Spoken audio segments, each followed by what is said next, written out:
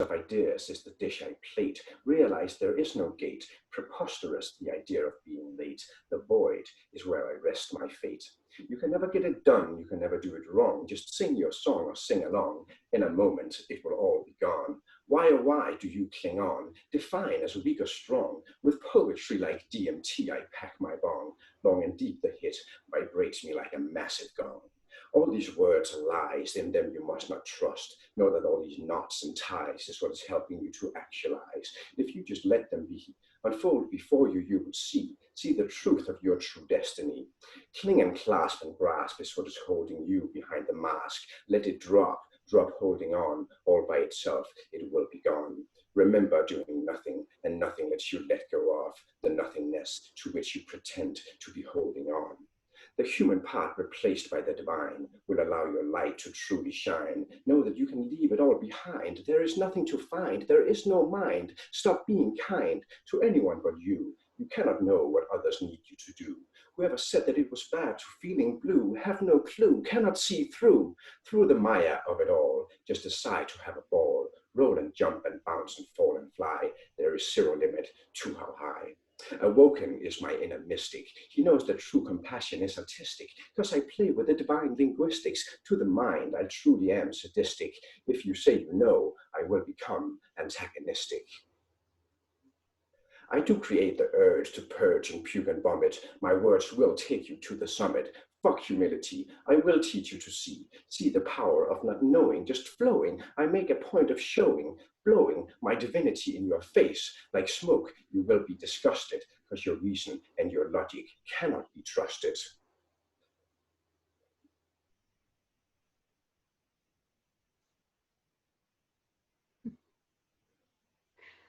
Thank you. And namaste. Hello, friends. Hello. And hello, Max. Today I am here with a friend who I met in Rishikesh, India, a couple of years ago. And we will talk about spirituality. You ready? I am. So Max is an amazing person and a poet that I met. And I'm sure you have so many other functions and titles, just like most of us. But definitely poetry is your gift. And just like everything is so synchronistic in Rishikesh, we just meet each other like in a cafe. And the first thing you do is you read your poetry. And we're just, became friends after that. I want to call it more like a soul family connection. Most definitely. All right. And it was magical, like it always is. And Rishikesh is one of those magical places that things happen, they just flow. It's unbelievable, the kind of people I've met here. And I'm very excited to talk with you today because we've been connected on the Facebook, and I've just followed you and talked with you for a while. And especially in the recent few weeks, we really realize how much in common we have and how similar and different is the journey in a way. So I'm very excited to share with you guys his story. So Max, can you just tell a little bit about who you are, like what are you doing now, where you came from? Just go for it. Yes.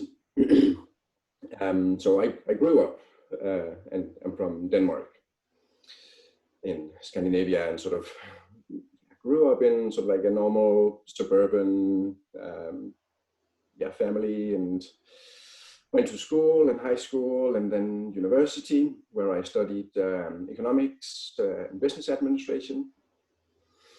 And there was always sort of like a little bit of confusion on my part. So I was sort of doing what I was supposed to do. And then in the financial crisis, 2008, 2009, I started asking some questions about economics and finance and how the whole sort of system is put together. And what I found out was sort of like a big shock, because it was, well, it contradicted what I had been taught in business school. Or you might say sort of like the box of business school, and then what I found out, you know. And that was sort of like the source of my my awakening, realizing that the monetary, economic, sort of, and also the legal system was sort of vastly different from what I had been taught in school. And that sort of like took me down the rabbit hole. And I started studying all sorts of things, like law and economics, sort of from a different perspective, and some psychology, and then I had, you might say, sort of like my spiritual awakening, which came through mushrooms, or psychedelic mushrooms, where I then sort of realized that what I'd been taught about reality and how reality works, or what it is, was also sort of, I was about to say wrong, but maybe like a narrow perspective is more correct, because all truths are true to the one who believes it. So it was more, yeah, an expansion of truth.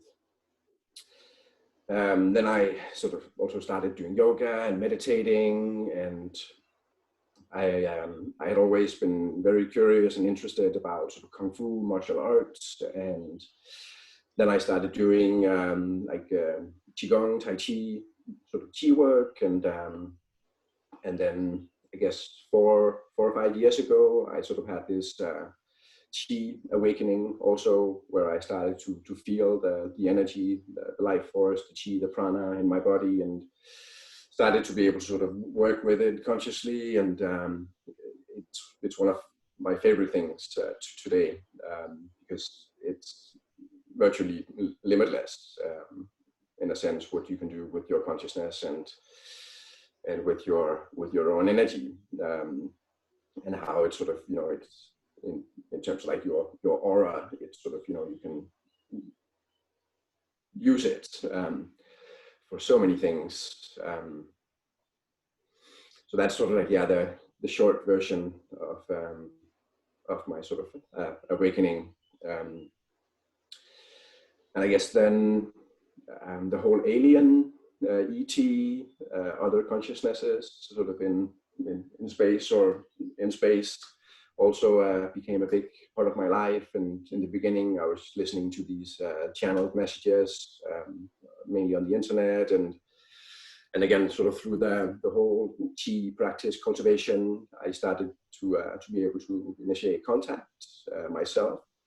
So I do still listen to the messages that are being channeled by other people, but today I can basically just sit down and, you know, and say hi, which is also very exciting, and sort of like a radically different perspective you get when you start speaking to civilizations that are not human. And of course, in all of this, so much like confusion, and sort of like, am I going insane, and sort of like depression phases, and a lot of family and friends sort of, you know, came in and out of my life, and so yeah, turmoil, and lots of, you know, crazy waves, and really intensely beautiful experiences, and really like pressing, like horrible shit coming up also, and this sort of like constant work you kind of have to do sort of on yourself, the whole sort of like discipline and the letting go and sort of flow and resistance and all this stuff. But today I very much feel like it's all sort of settled down, and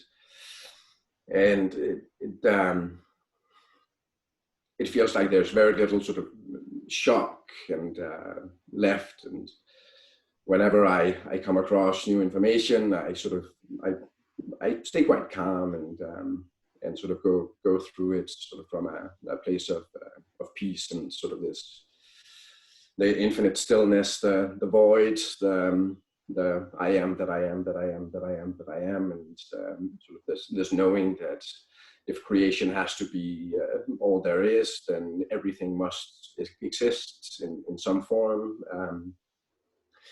So it's all there. There's nothing that isn't, and the stuff that isn't.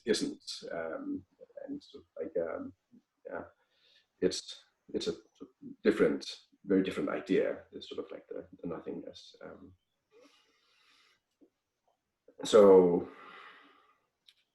today I am in Sweden. I had a little collective, a little sort of rainbow community, and I spent most of my time in the garden, planting plants and taking care of plants, and playing on slackline and walking barefoot, and eating as healthy as I can, and yeah, enjoying the today. Sorry, not today, but it's almost solstice. So no, not solstice. What is it called? It's called. It was a eclipse a few days ago. Maybe it is called solstice. Yeah, summer solstice. So it's light. Maybe on the 21st, I think. 18 hours daylight. So yeah, the sun goes down at like 10, 11 and comes up at 3, 4. So it's light all the time. So I barely sleep. I sleep maybe 3, 4, 5 hours a night. And sort of, you're in Sweden now, right? Exactly. And I will still ask you about the rainbow community. That's also very interesting. And many people still don't know about all these things, you know? And the reason I even wanted to start this conversation and kind of start putting it out there, I guess some of my friends to share their stories of awakening, is because there's this huge wave happening right now. And it's like the things that we talk about, if somebody heard us sometimes, they would probably think we're crazy, you know, like with me and you, or me with my other friends, like, you know, there's certain things, sometimes I look at the message and we understand each other, but if, I mean, like this morning, you said, I just, you know, 6:30, you woke up, I mean, you sent me a message, I just let out the morning cry. And it's okay, I totally know what you're talking about. You know what I mean? And if somebody else would have read it, they'll be like, oh, are you okay? What happened? Like, you know, this kind of stuff. I cannot share these things with just anyone. It's more about having that support and having that community, knowing that you're not the only one out there. You're not crazy. Like, and I'm talking right now to all these newly awakened people, or newly awakening, you guys, and a lot of crystals are coming online right now. I mean, on our call grid, and look at that, you're holding one. So can you I'm sure you're indigo like me, and can you just, like, maybe from your perspective, what have you witnessed maybe on your journey with this whole awakening kind of a tendency? Because like we have a similar but a little bit of different situation. Like you said, you came from your economic background, right? And you actually woke up first through like disinformation about the system, right? So can you just talk a little bit more about that? What was the actual trigger? What made you think differently? What was the first thing that made you go like, hold on, like something needs to change? Yeah.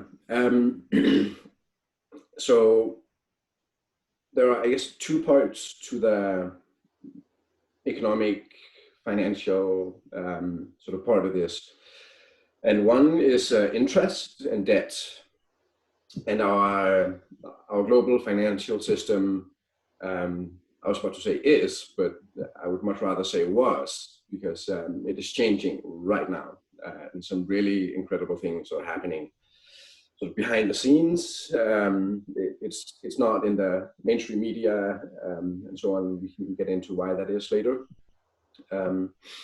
But so the way that money works today is that every single money, and whether it's dollars, euros, yen, yuan, baht, Canadian dollars, etc., is owed to the central banks as debt. So if you were to pay off all the debt in the world, there would be no money left, which is sort of, it sounds sort of crazy and insane, which it is. And you might say that debt and interest, we consider that as sort of like a normal part of our world, of the system of money, of economics, of finance. And what I realized is that it is entirely possible, and it has been so in the past, that debt and interest is not part of the economic model. So I started sort of questioning, why is it that we have a economic financial system that uses debt when it is unnecessary? And basically it is a way to funnel money to the top of the pyramid. So the sort of the most simple way of explaining this is, if you have, let's just for the sake of argument say 1,000 money, and you put that in the bank, you can collect interest. And if you don't have 1,000 money, you have to borrow them, and then you pay interest. So it's sort of like a hidden tax, or sort of a way for the rich to further enrich themselves. Mm. And in practice, it gets a little bit more sort of, you might say, crazy and complicated, sort of how the actual system works, and what instruments and what sort of institutions and players are involved. The big ones are sort of like the Vatican and the City of London, which sort of in the legal sense are entities in themselves, and so yeah, the puppet masters, you might say. So yeah, that was sort of like one of the big ones. Why is there interest? Why is there debt when it is unnecessary? And around what time this was happening when you started getting into this stuff? Do you remember? It started, I think, in 2008, 2009, when I was still in school. And then in 2000 and I think 10 or 11, late 10, early 11, I dropped out of school because I was like, this is madness, this is insanity. And I cannot sort of like with a good conscience sort of from my heart participate in this, because it is quite literally insane, and the system in a sense will self-destruct. So if you have two players, if you will, and one is the people and the other is the central banks. The central bank will loan the people money, and then they will demand interest on this money that they have loaned the people. So let's say the bank loans the people 100 money at 10% interest. 1 year later, the people will owe the banks 110 money, but there's only 100 money in circulation, so they can never pay it back. And over time, you will see that the amount of debt compared to the amount of money is rising and rising and rising. So eventually it would be impossible to pay off the debt because there's not enough money in the system. And this is where the idea of hyperinflation comes in, because the banks, the governments, whatever you want to call them, have to print more and more and more and more money in order to service this debt. And eventually it will break down. And that is kind of what we've been seeing for the last 10 years with the financial crisis, with the economy, sort of world economy being really shaky and bad and crazy. Unfortunately, there's sort of like light at the end of the tunnel, because a new system is being put in place as we speak.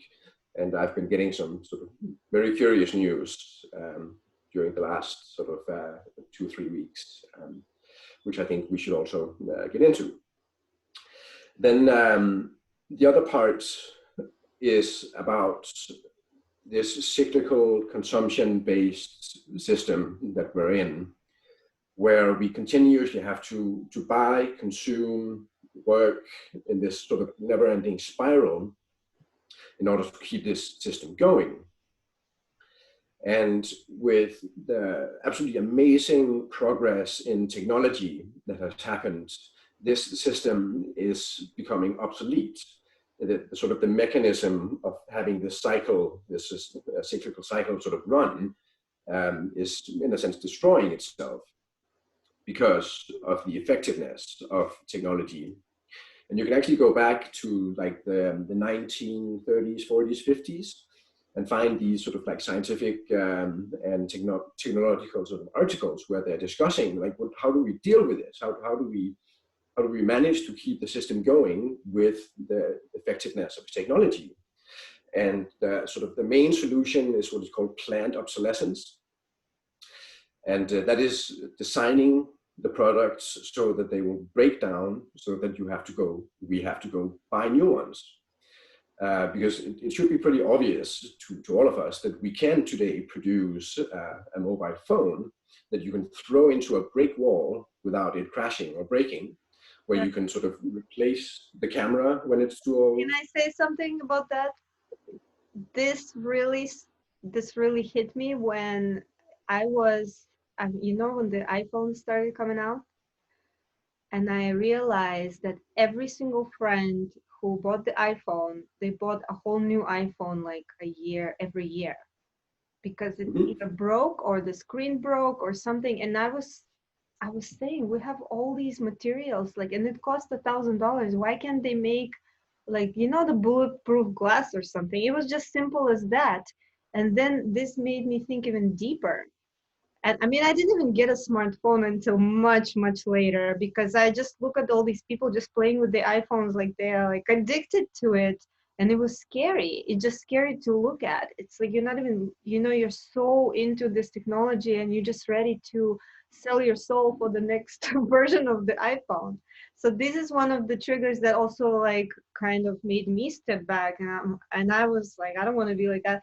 So can you also, yeah, can you get into that a little more, like what you were saying just now about these technologies, like the need for the, sorry to interrupt. Yeah, no, it's perfect.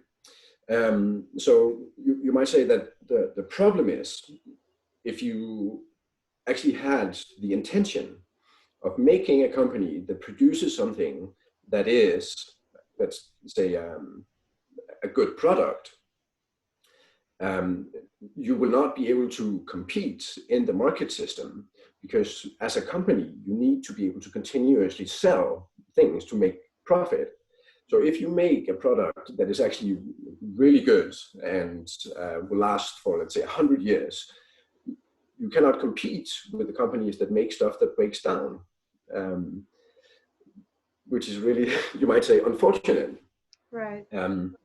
Which is also why we need a new model, you might say, where things are produced to last for a long time. So yeah, the market system is obsolete, you might say, as we know it today. And yeah, fortunately, all of this is also about to change quite dramatically, I would say. And what about the pharmaceutical industry? I mean, they produce sick people, they produce customers. This is also another thing that got my attention during that time. Mm-hmm. It's like Yeah, together. It's basically the same mechanism. If you, as a company, had the choice between curing someone permanently, or you have the choice between treating someone for the rest of their lives, it's quite easy to see which one of the two makes the best customer, which is most profitable. So I don't really blame most of these companies, because they're just sort of playing the game, and in order for them to be profitable, they have to do this. And I think there's a lot of well-meaning people working for these companies that know this, but they don't really have a choice because of how the system actually works. So they cannot do it differently. So we need to change the system essentially, to remove or get sort of like a handle on the situation. Or actually focus on curing people or preventing disease, and sharing information about how to be healthy instead of how to medicate yourself. You know, if you look at any TV advertisements, and all this propaganda is nothing but drugs. They show drugs, you know, and it's like amazing. And it's all kind of, you know, when we talked a little bit before and you mentioned how everything just kind of started coming in together like little crumbs and pieces. So Yeah. so like, what were some of these other things that you were learning in the beginning? 'Cause I'm really listening to your story, and I'm comparing to mine and some of the friends that I know. We kind of have like very similar situation here.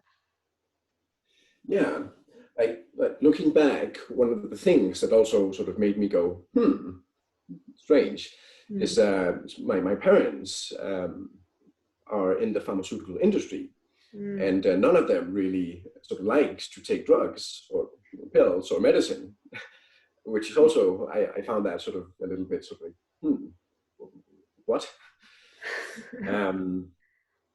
Because They know what's in them, right? they sort of know whether they're fully willing to admit it, and so on, and how they rationalize it and all this stuff. I don't know, but yeah, they definitely know, consciously or subconsciously. So another strange one for me. And what when you started on your healthy journey and got into yoga and all these things, like, was it around the same time frame, like when you were learning about the same things, or was it a little bit later? No, it started around the same time. I think in 2010, the Occupy Wall Street movement happened,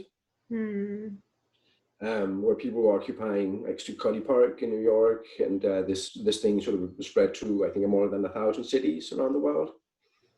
And that's sort of like where I met a lot of new people that are still my friends today, like the tribe, if you will. And a lot of them were vegans, vegetarians, doing yoga. They were also the ones that introduced me to mushrooms and psychedelics. And then I thought, like, fuck it, I'll try it. And I didn't eat meat. I don't think I was fully vegan, but for like 3 weeks, just to see what would happen. And I felt amazing. Like my energy level, my moods, my sort of just exploded.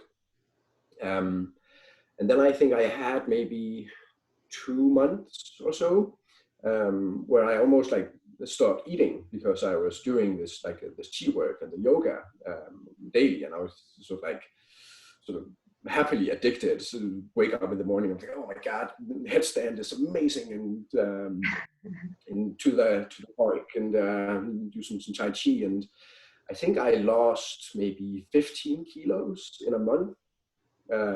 I was sort of quite fat back then. I weighed like, I don't know, between 90 and 100 kilos. And that was also like a revelation to me. And people were asking, do you want meat? I'm just like, no, why not? Because I feel amazing without it. And I guess like there was maybe like a short period where I sort of became a preachy vegan. Same here. I was a pretty vegan for like 1.5 years.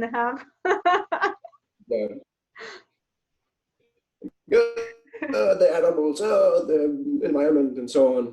But yeah, all of that sort of stopped, and I sort of found out that it's much easier to just sort of be happy and shiny and healthy, and then people will sort of come and say, well, what are you doing? Exactly. And then you can sort of, I'm doing this and this and this, and then I sort of tell people, be a good scientist and test it for yourself.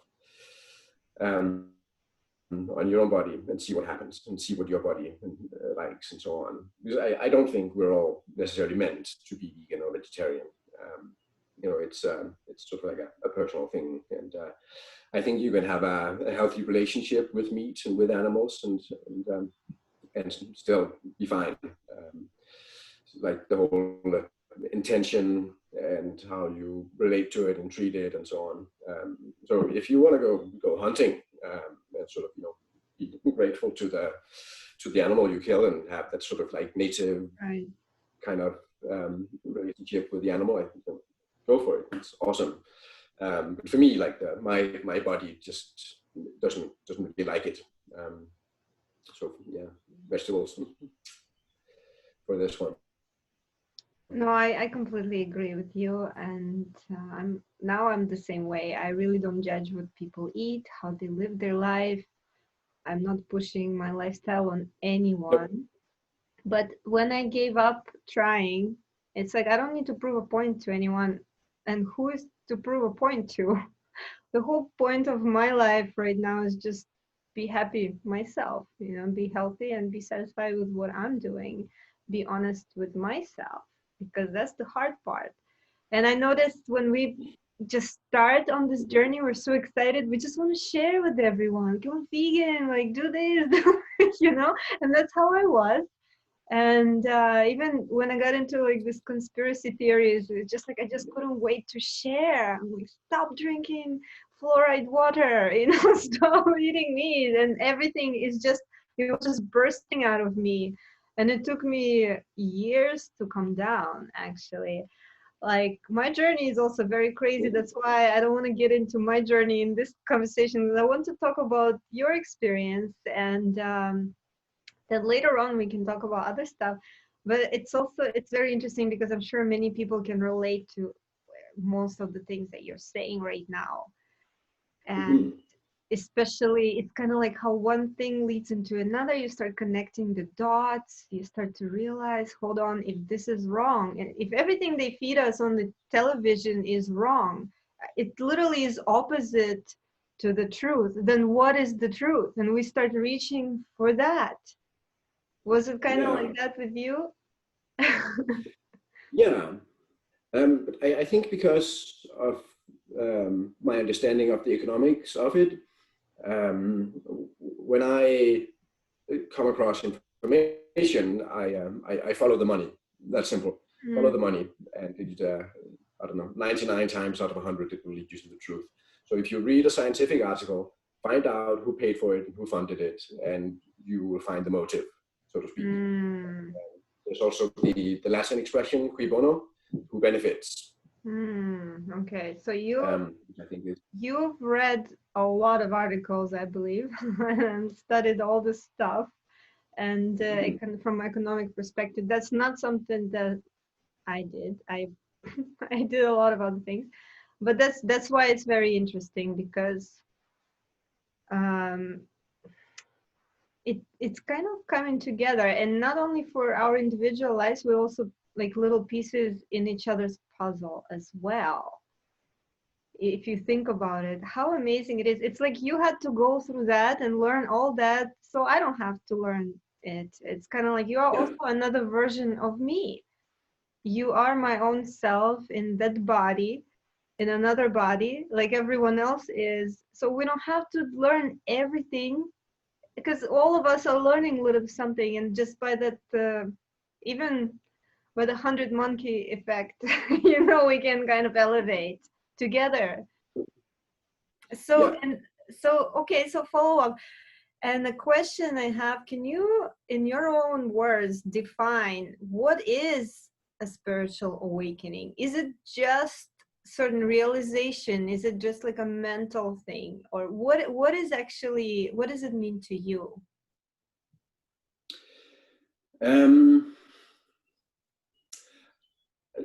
like you touched upon, there's only really one of us. You are me, I am you. There's only one consciousness. There's only one thing, or the it, whatever it is the only thing there is. And in our, you might say, physical world, there's duality. So you have up, down, left, right, in, out, yes, no, light, dark, yin, yang, whatever you want to call it, duality. And I think spiritual awakening is going from a dualistic perception or perspective to one of unity. And unity is not going from 2 to 1, it is going from 2 to 3. So this is also where the idea of the Holy Trinity comes from. Because in the dualistic world, you get to place yourself in the middle, and you sort of get to play with the duality rather than sort of, I have to this or that. It becomes this and that, and then eventually this is that. And you,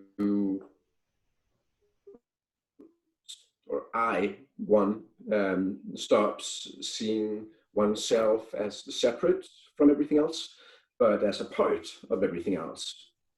And you might say it becomes really easy to love everyone and everything because you sort of know that it is you, essentially. So whenever I see something that I don't like or feel anything, sort of any kind of resistance, I know it's because there is some sort of work, if you will, to be done on the sort of dualistic perspective, and then it's sort of like this continuous integration. So if you meet someone that sort of evokes a very intense reaction from you, where you're like, oh my God, I really don't like this one, it is because this person, this being, is reflecting something to you that you have not really integrated in yourself.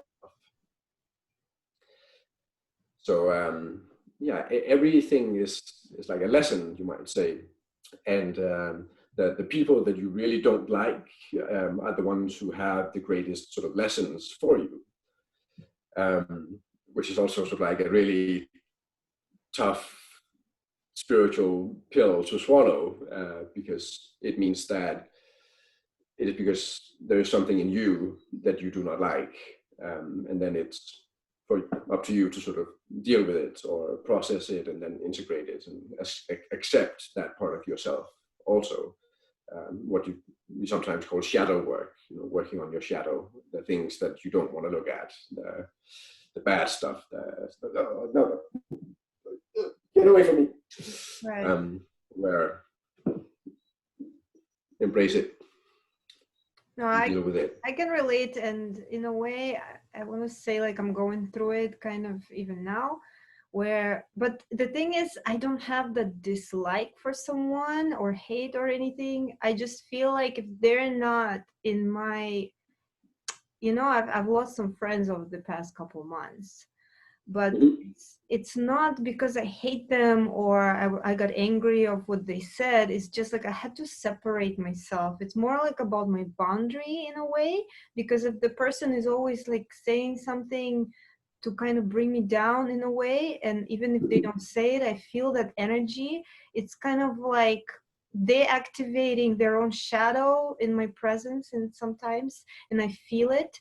It's not necessarily healthy for either of us to stay together. It's like in my heart, I love them and I send them good energy. I really wish them well, but I just can't let them in right now because they are so far off in their mindset and they're so ready to just argue with everything I say. It's like I don't have time for this energy right now. I'd rather stick with the people who are on the same wave, because we have this huge momentum right now, as you can see. And that's why I'm connecting with people like you and people who like support each other. We push each other forward. We build each other up. We don't need someone to just constantly like push our buttons. And my buttons, it's hard to push.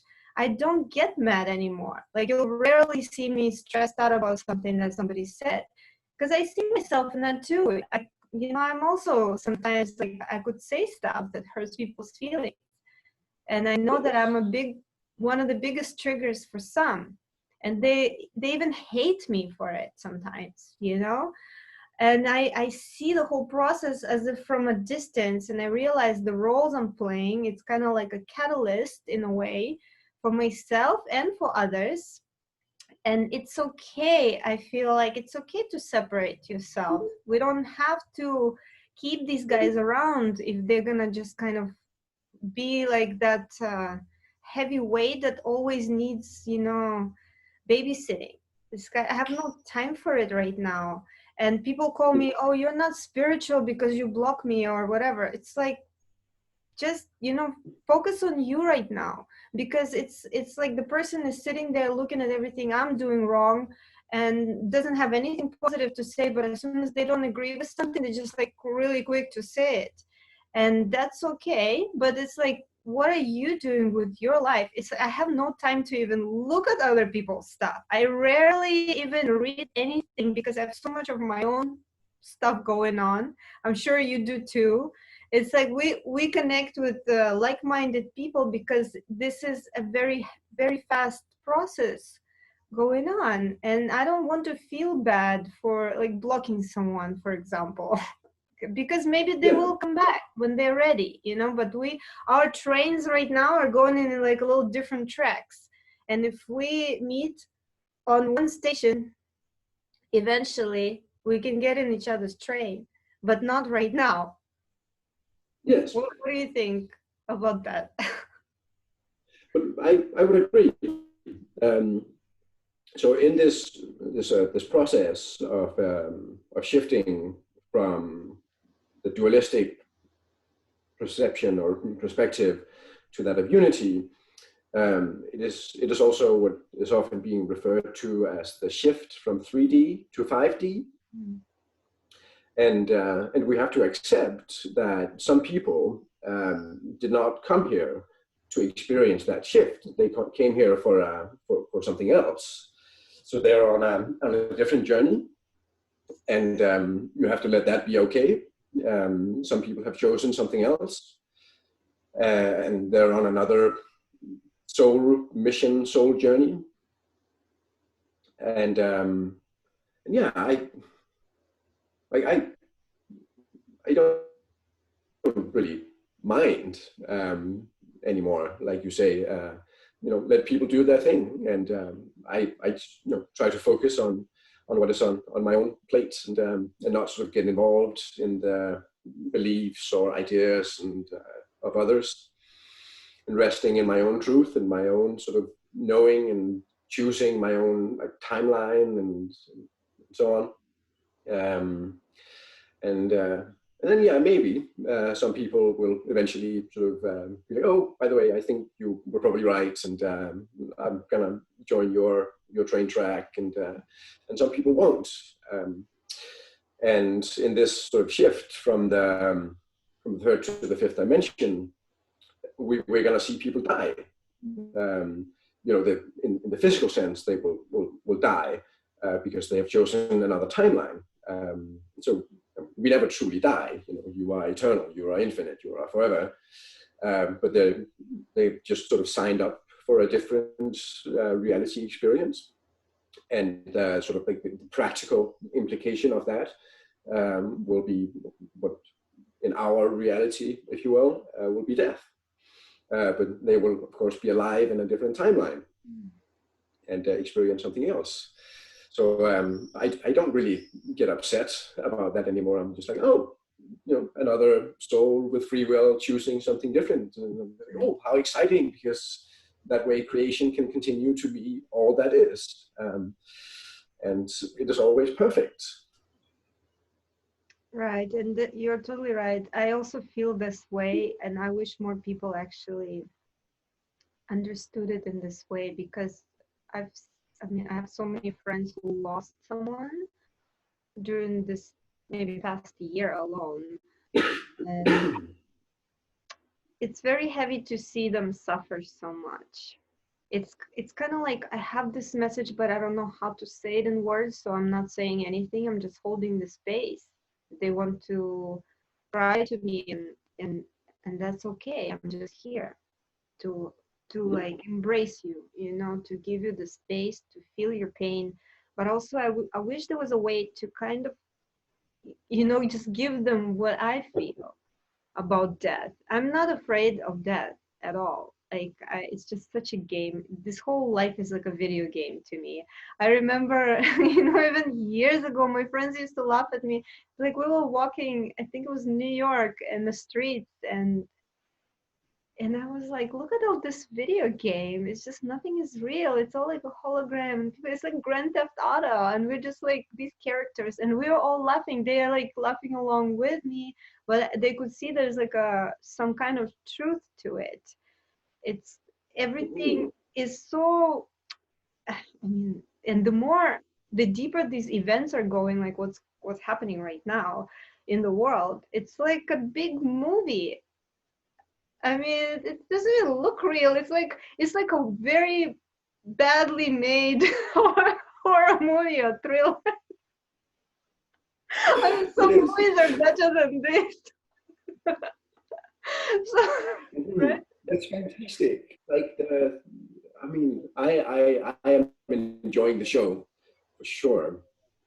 During my sort of like, I had a really like big mushroom phase where I would do like mushrooms as like a healing ceremony, a way to go inside and to explore all the other layers and realms, and was sort of like the mushroom was my teacher essentially for 2-3 years, and I guess you would say I became aware of my interdimensionality. And in the beginning, I started remembering past lives. And then I started sort of remembering and connecting to future lives as well. The mushroom showed me different timelines of Earth that were possible for me to choose. It's sort of like, here it is. Which one do you want? I want. Let's talk And about. Can we talk about like specifically about the mushrooms and psychedelics in a whole another video? I want to like really explore this area. As myself, I've done the mushrooms. I've done ayahuasca. I've had my journey, you know, with that as well for a period of time. So I would love to talk to you a little bit more deeper about this stuff. But for now, you can just complete what you're saying about what we're talking about now. yeah. So sort of right now in my reality experience, um, I think in February 2020, I connected with my own counsel for the first time. So in sort of this meditative state, I could sort of see this like circle of different beings, all of them me, in different timelines, in different civilizations, in different dimensions, and some of the seats in this council are still empty. So there are still parts of myself that I haven't fully sort of connected to or awakened yet. So there are more presents, there are more gifts and more things to explore. And I will sort of fairly regularly connect with this council to see which energy I am supposed to embody at the moment. So, for example, there is like the lion incarnation, the feline incarnation from the constellation Lyra, where I am currently have another parallel incarnation. So if I sort of in the meditation see the lion, I know that it's sort of like a day for sort of joy, creative expressions, for shining, for sort of, you know, rah, rah. That's interesting. Then And there you're is a the Leo mantis, too. you know, the praying mantis. You're a Yeah, Leo too, right? maybe. So definitely, I'm Yeah. also in the feline family. I even made this tattoo. It means cat. And this tattoo is like 17 or 15 years old, this tattoo. This was way before I knew anything about this. It just, I had this idea, I need to make a cat tattoo. Like, I'm a cat. I don't know. I couldn't explain the stuff. I just went and got it, you know? And I had this connection. I'm also a Leo by the sun. And yeah, and I had this connection to this cat Exactly. family. I've had cats all my life. It's definitely not like the only one, but I'm absolutely, I can relate to what you're saying. Uh, so and how did this is so interesting actually. Like when you started to talk about it, you said like they give you information, uh, like about your energy, or how does that work? Like what exactly happens when you connect with these beings, and like how what goes on?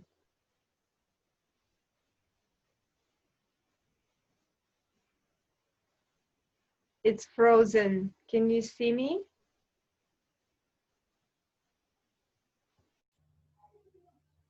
Okay, can you see me now? Yes.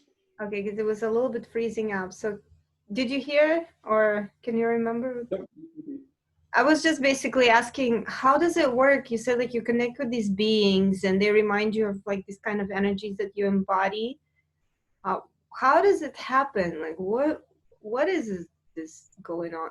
What is this process and how does it help you, I guess?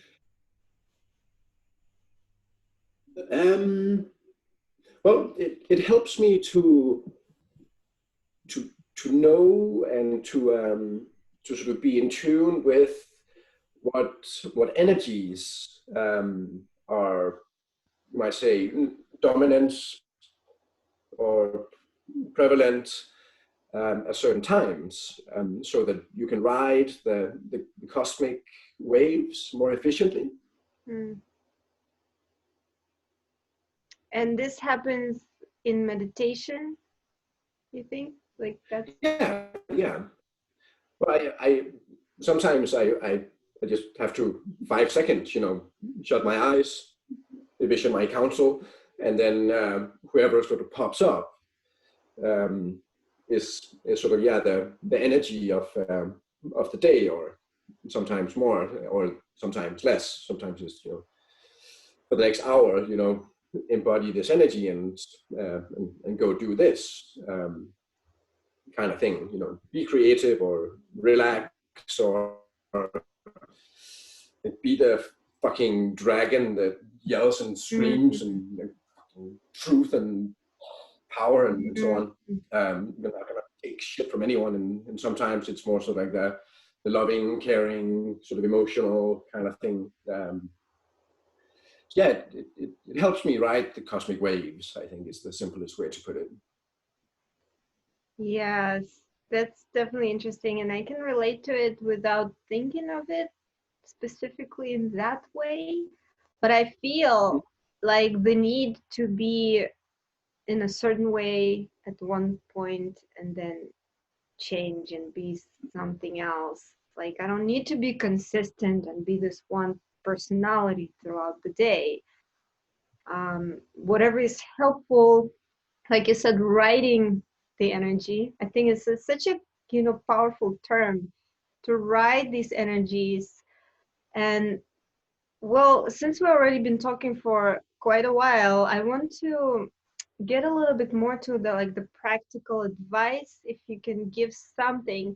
How, because it's literally, I'm keeping in mind that all these people that are watching this right now and all the people that might be learning something, Mm. what kind of advice can you give to someone who's just starting off on this journey to themselves or to discovering who they are?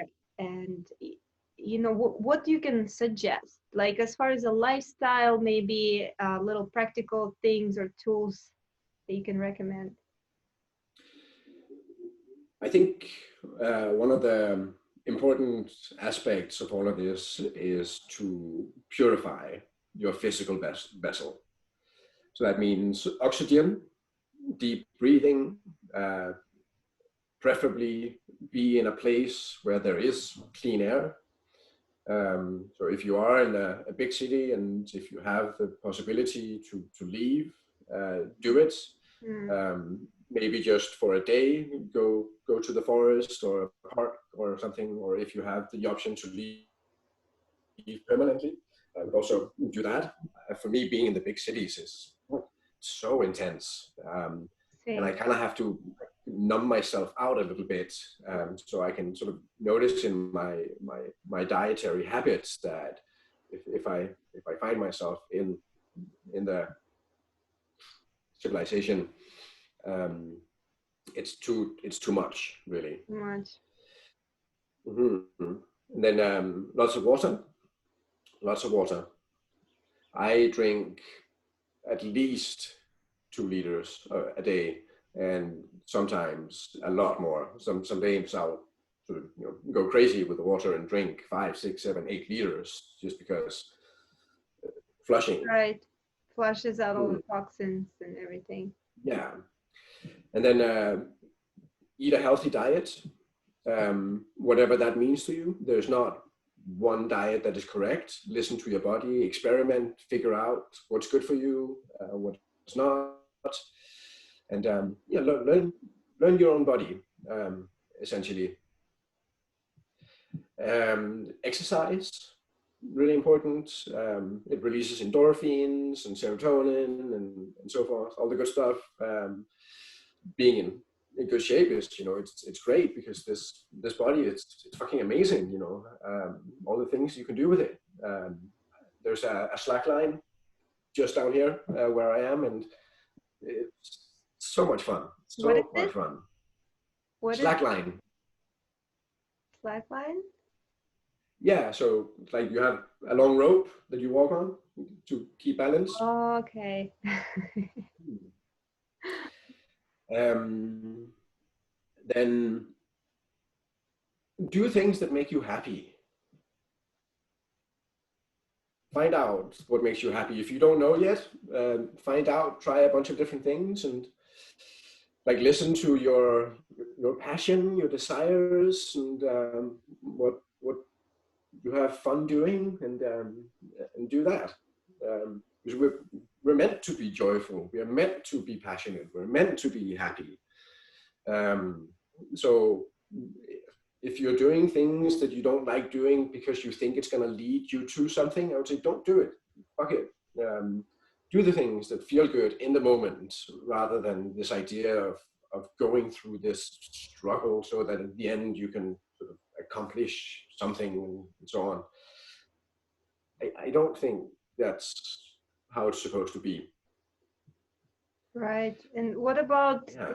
what about detoxing the pineal gland? I mean, it was such a huge change for me when I learned about that, and it was many years ago.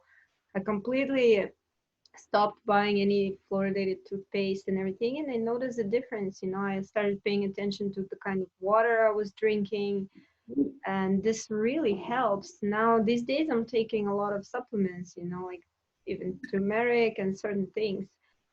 Have you been Mhm. like also into that kind of stuff?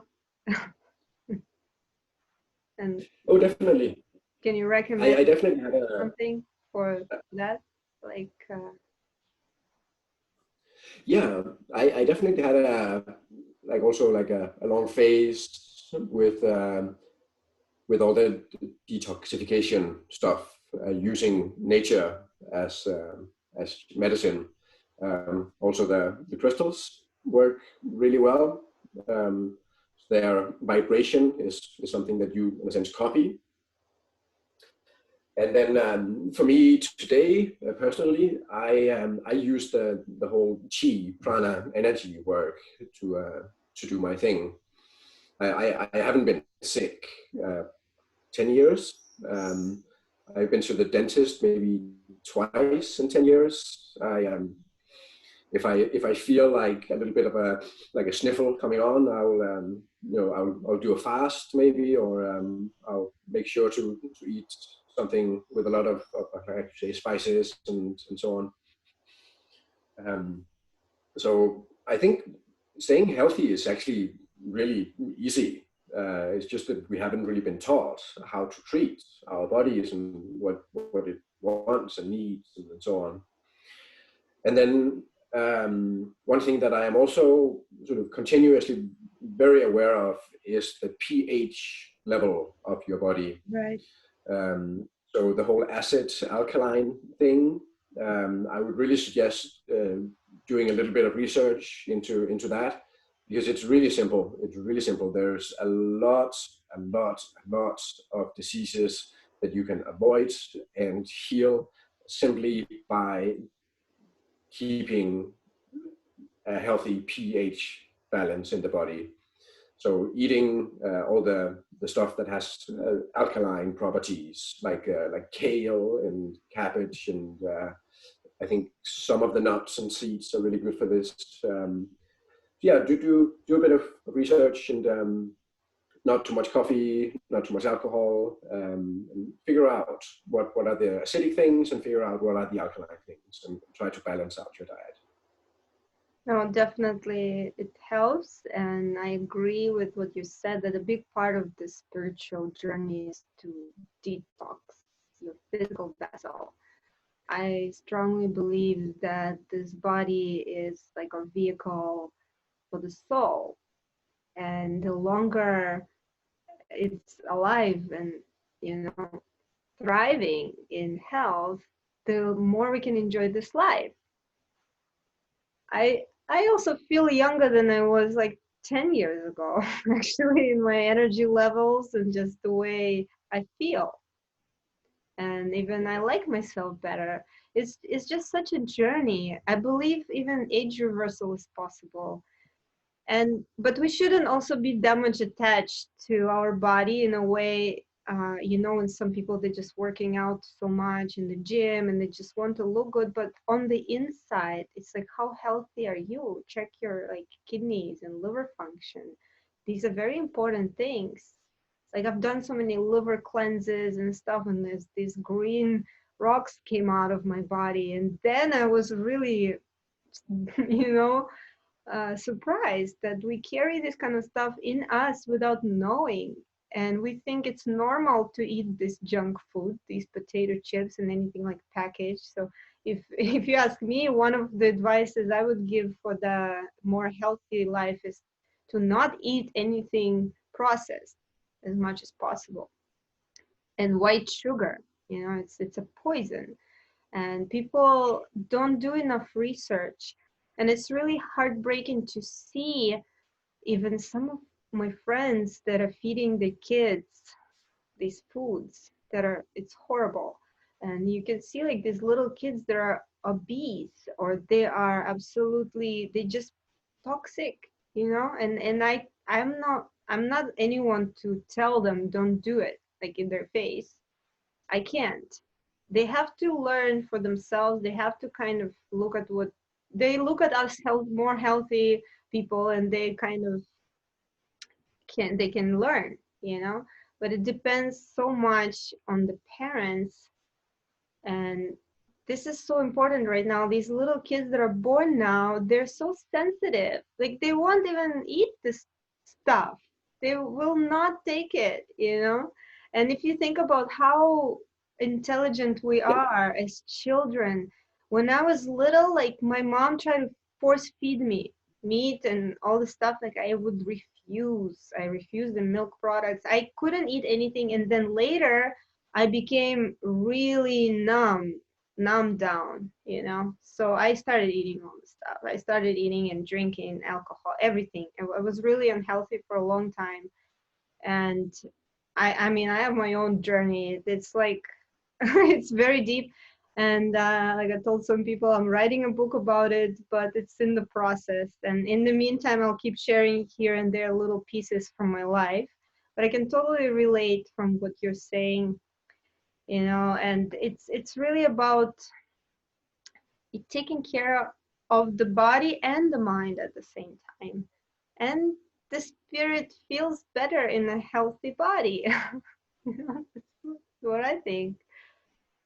So anything else? And maybe how about like any influencers or teachers or books you've read or anything that kind of push you on this path or something you can recommend to people now? Like, do you have like a favorite book, for example?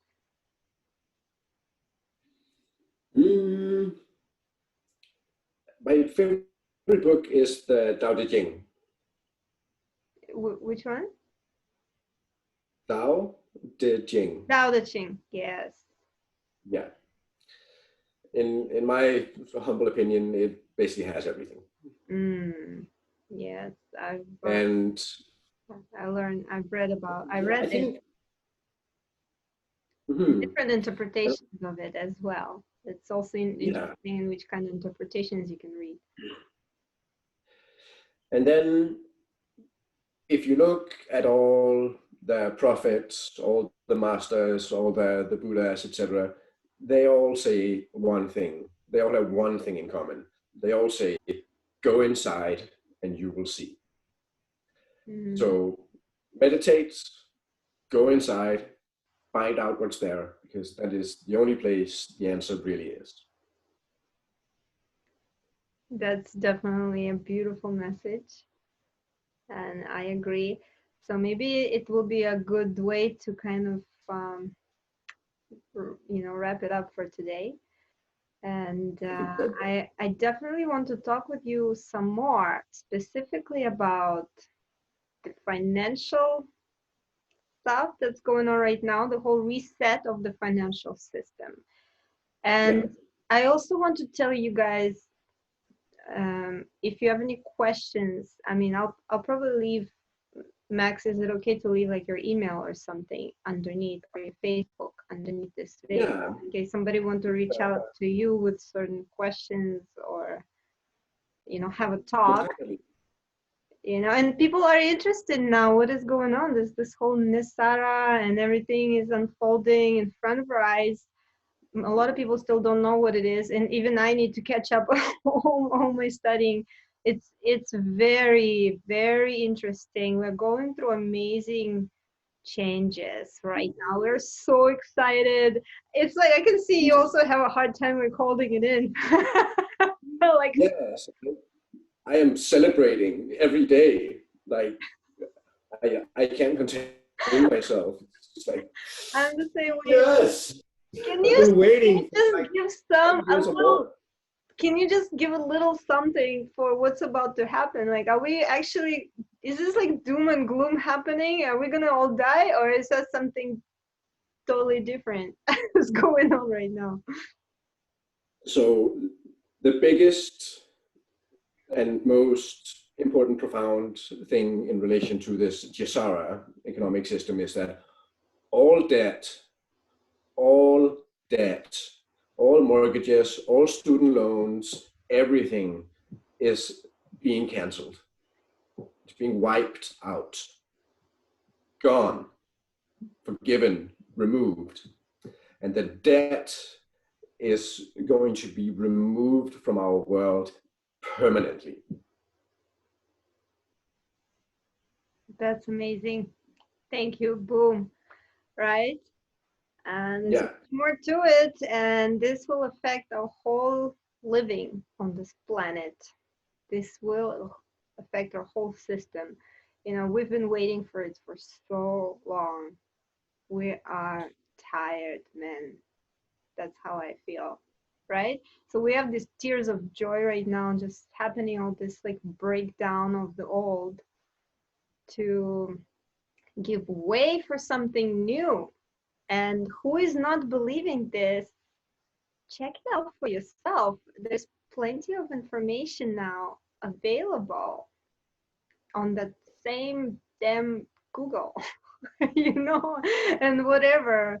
But there's alternate news sources, alternative, and there is like a waterfall of information that is just broke loose. So that's what I have to say. And we definitely can learn and educate ourselves and prepare for what's to come. And this is, I feel, is a part, it's a big part of our mission is not only to be ready, but to help others get ready. Because a lot of the things that are going to come out now is going to be a total shocker for most people.